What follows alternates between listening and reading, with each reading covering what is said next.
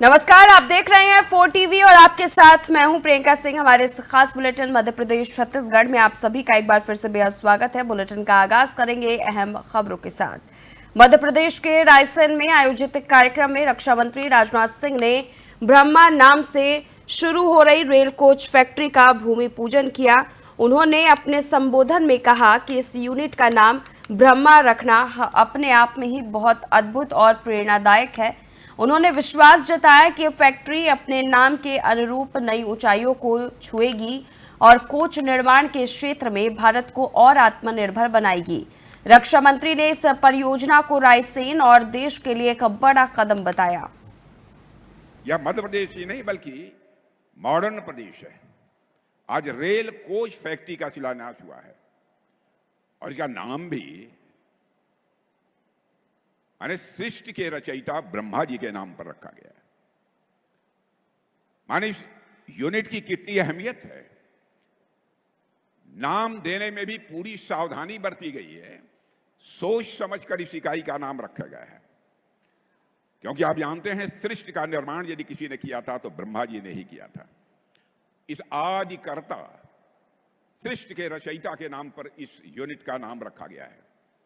यहां रेल के डिब्बों का निर्माण तो होगा ही, साथ ही रेलवे के और भी अलग अलग प्रोडक्ट्स, रेलवे के अलग अलग और भी सारी सामान यहां पर बनाए जाएंगे।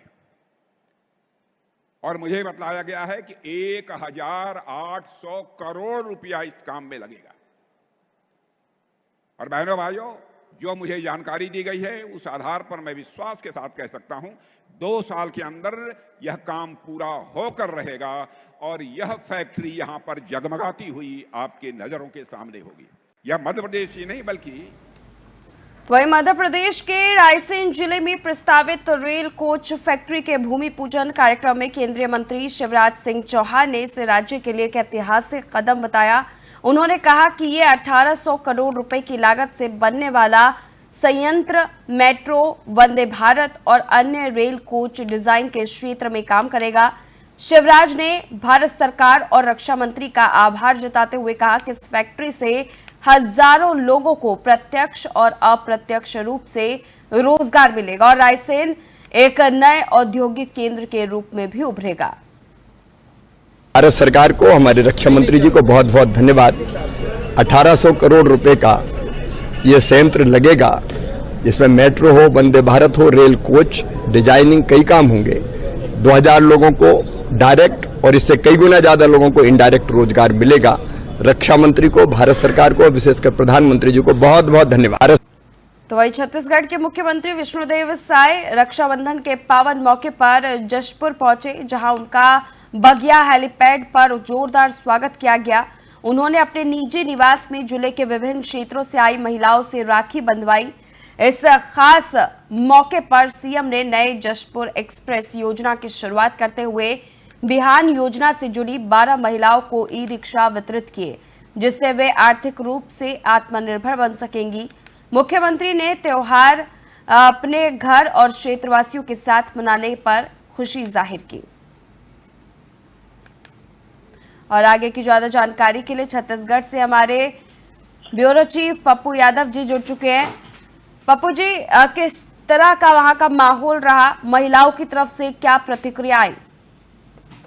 जी बिल्कुल प्रियंका जी, बता दें कि जशपुर वासियों के लिए ये रक्षाबंधन बड़े उत्साह के साथ मनाया गया, जहां इस मौके पर जो छत्तीसगढ़ के यशस्वी मुख्यमंत्री विष्णुदेव साय आज जो जशपुर बगिया हेलीपैड का उनका जो जोरदार स्वागत किया जा रही है, जहां सीएम साय ने अपने निज निवास में जिले के विभिन्न क्षेत्रों से आई महिलाओं में से राखी बंधवाई। इस दौरान उन्होंने जशपुर एक्सप्रेस योजना की शुरुआत करते हुए बिहान योजना से जुड़ी 12 महिलाओं को ई रिक्शा बांटे। ई रिक्शा पाकर महिलाओं ने खुशी जताते हुए कहा कि अब वे आर्थिक रूप से आत्मनिर्भर बन सकेगी। रक्षाबंधन के इस विशेष अवसर पर मुख्यमंत्री ने अपने क्षेत्रवासियों को बधाई दी।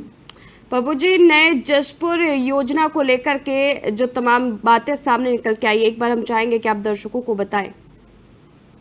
जी बिल्कुल, नए जसपुर योजना के तहत जो सरकार जिस तरीके से काम कर रही है और जनताओं के लिए एक नई उम्मीद लगाई है कि जो नए डिजिटल जसपुर में जिसमें महिलाओं को सशक्त बनाने के लिए अनेक प्रकार की योजना व कई प्रकार की योजनाओं से लाभान्वित करने की बात करें, जैसे कि महिलाओं को देख सकते हैं कि रक्षाबंधन के त्योहार पर ई रिक्शा का यहाँ पर वितरण किया गया, उसी मिनी सिलाई मशीन और कई प्रकार की जो महिलाओं के लिए, महिला समूह के लिए योजना लगातार जो सरकार है बना रही है, उनके लिए करोड़ों रुपए पैसे भी दे रही है।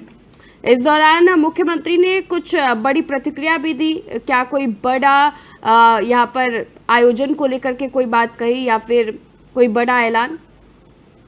जी बिल्कुल, महिला सशक्तिकरण को, महिला को आगे बढ़ाने के लिए जो मुख्यमंत्री ने इस बार कई योजनाएं जो है यहाँ पर गठित की गई हैं, जहां महिलाओं को जो घर में रहकर उनको स्वरोजगार मिल सके, जहां मिनी सिलाई मशीन, ब्यूटी पार्लर, इस तरीके से कई जो योजना है। और खास तौर पर देखा जाए जो घर में जो है जो औद्योगिक जो खेती होता है, इनको भी लेकर जो है प्रोत्साहन राशि जो मुख्यमंत्री के द्वारा दी जा रही है महिलाओं को। बेहद शुक्रिया पप्पू जी हमारे साथ तमाम जानकारी साझा करने के लिए।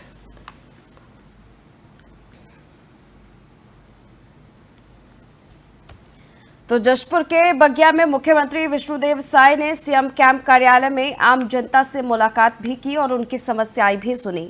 ग्रामीण, महिला समूह और किसान अपने मुद्दे लेकर के पहुंचे, जिनका सीएम ने मौके पर ही समाधान कराया। स्वास्थ्य, शिक्षा और बिजली जैसी प्राथमिक समस्याओं को प्राथमिकता दी गई। अधिकारियों को शीघ्र कार्रवाई के निर्देश भी देते हुए जनता को राहत प्रदान करने की एक नई पहल मुख्यमंत्री करते हुए नजर आए।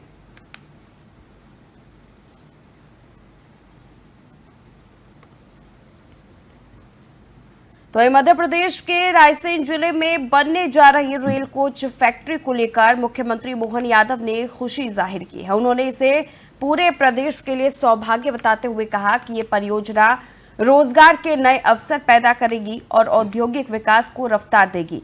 सीएम ने रक्षा मंत्री और रेल मंत्री का विशेष रूप से आभार व्यक्त किया और कहा कि ये फैक्ट्री रायसेन को देश के औद्योगिक मानचित्र पर स्थापित करेगी। इससे न सिर्फ स्थानीय लोगों को लाभ होगा, बल्कि प्रदेश की अर्थव्यवस्था को भी मजबूती मिलेगी।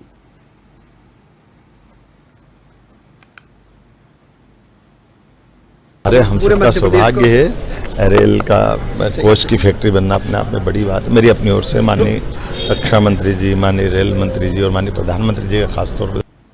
तो वही छत्तीसगढ़ के पंखाजूर में विश्व आदिवासी दिवस बड़े धूमधाम से मनाया गया। इस मौके पर आदिवासी समाज के लोगों ने पारंपरिक वेशभूषा में रैली निकाली और सांस्कृतिक प्रस्तुतियों के माध्यम से अपनी समृद्ध परंपराओं को जीवंत किया।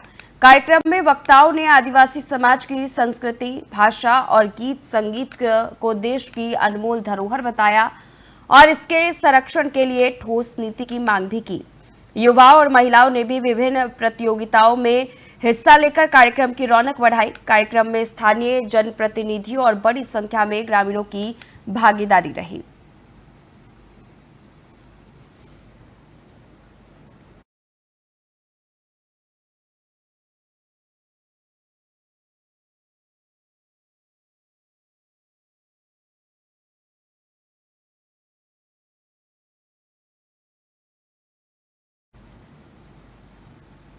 तो बलरामपुर जिले के सामरी क्षेत्र के ग्राम इंद्री पाठ में विश्व आदिवासी दिवस के मौके पर आदिवासी समाज ने अपनी परंपराओं और संस्कृति का रंगारंग प्रदर्शन किया। जिला अध्यक्ष वसंत कुजूर के नेतृत्व में आयोजित इस कार्यक्रम में पारंपरिक पोशाकों में सजे कलाकारों ने मनमोहक नृत्य प्रस्तुत कर सभी का दिल जीत लिया।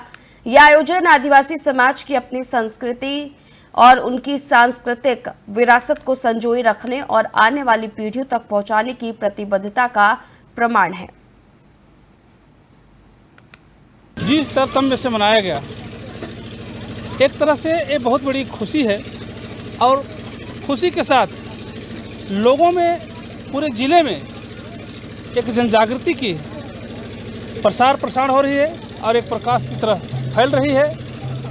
ये जनजागृति नहीं, आप आने वाली भविष्य की जो हमारे साथ जो शासन प्रशासन के द्वारा जो अनियंत्रित रूप से काम की जा रही है, उसका एक प्रतीक है। हमारे बिरजा समाज हो गए, नगेशिया समाज हो गए और उरांव समाज हो गए, खेरवार समाज हो गए, हमारे बड़ाइक समाज हो गए, भुइंर समाज हो गए, कंवर समाज हो गए, घासी समाज हो गए, लोहार समाज, जितने हम समाज के लोग इस क्षेत्र में हम अब पूर्ण रूप से अवगत हो चुके हैं।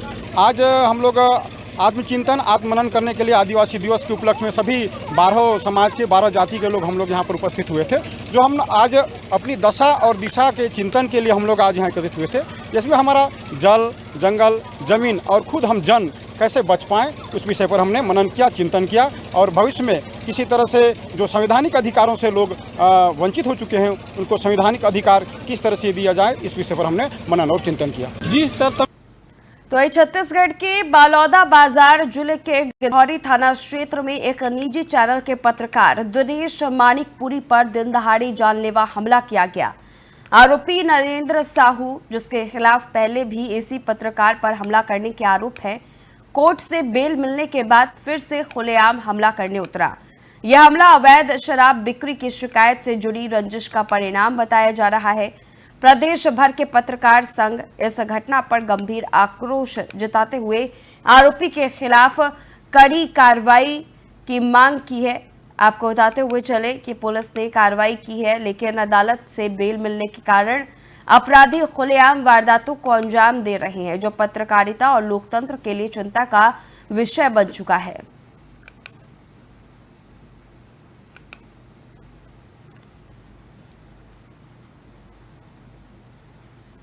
तो वही जशपुर के टिकैतगंज हाउसिंग बोर्ड कॉलोनी में बीती रात अज्ञात चोरों ने 10 घरों में चोरी की घटना को अंजाम दिया।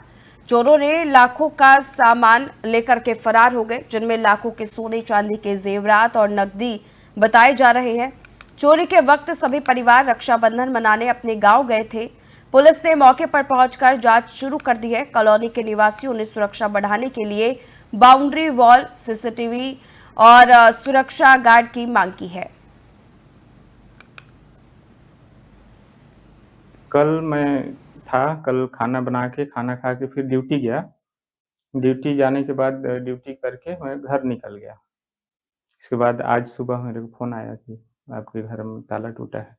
कैसे चोर कैसे अंदर घुसे और क्या क्या चोरी किए? चोर केवल ज्वेलरी किए हैं। लगभग कितने का ज्वेलरी चोरी हुआ? लगभग 2.5 लाख का है।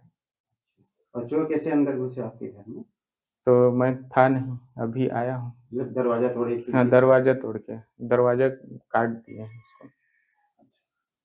सुरक्षा के लिए कुछ यहाँ पे व्यवस्था है क्या? किस तरह से? सुरक्षा के लिए तो कुछ नहीं है अभी।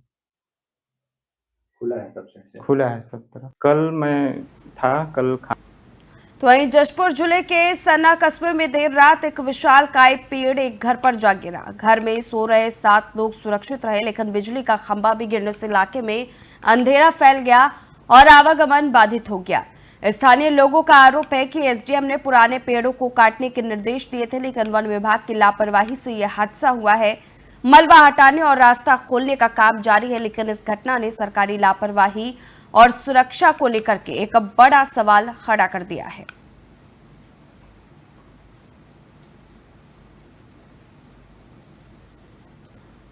तो वही छत्तीसगढ़ के बालौदा बाजार जिले के भाटापारा स्थित यश एम्यूजमेंट पार्क में शनिवार रात आकाश झूले पर एक महिला का संतुलन बिगड़ गया और वो झूले से बाहर लटक गई।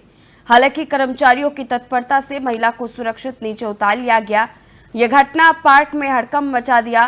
घटना का वीडियो सोशल मीडिया पर तेजी के साथ वायरल हो रहा है और वायरल होने के बाद पार्क की सुरक्षा व्यवस्था पर सवाल उठने लगे और अब प्रशासन की कार्रवाई पर सबकी नजरें टिकी हुई हैं।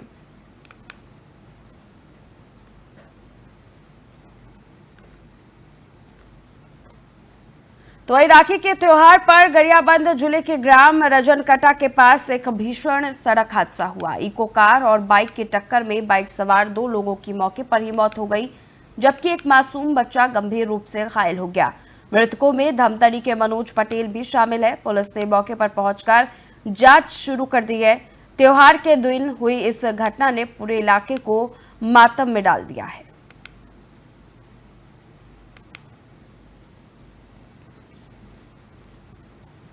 तो वही छत्तीसगढ़ के जशपुर जिले में एक दर्दनाक मामला देखने को मिला, जहां मामूली विवाद के बाद बेटे ने अपनी मां की टांगी से गला काटकर हत्या कर दी। घटना के तुरंत बाद पुलिस ने आरोपी कमल राम को गिरफ्तार कर न्यायिक रिमांड पर जेल भेज दिया है।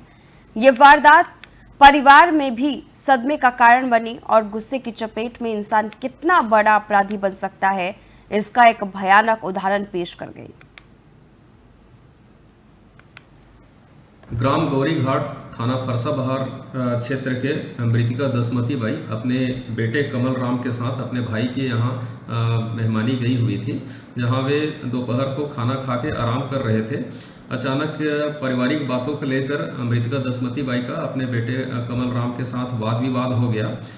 बात बढ़ने पर आरोपी कमल राम क्षुब्ध हो गया और वहीं पास रखे टांगी से लगातार मृतिका के गर्दन पर वार किया, जिससे बुरी तरह से घायल हो गई और उसकी मृत्यु हो गई।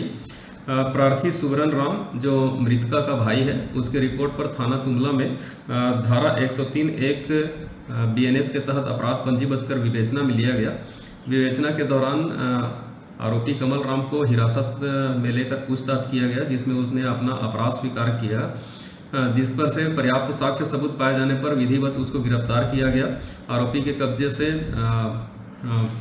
घटना में प्रयुक्त टांगी को भी जब्त किया गया है और विधिवत गिरफ्तार कर आरोपी को न्यायिक रिमांड पर जेल भेजा गया है। ग्राम गौरीघाट थाना फरसाबहार क्षेत्र के मृतिका दसमती बाई अपने बेटे कमल राम के साथ अपने भाई के यहाँ मेहमानी गई हुई थी, जहाँ वे दोपहर को खाना खा के आराम कर रहे थे।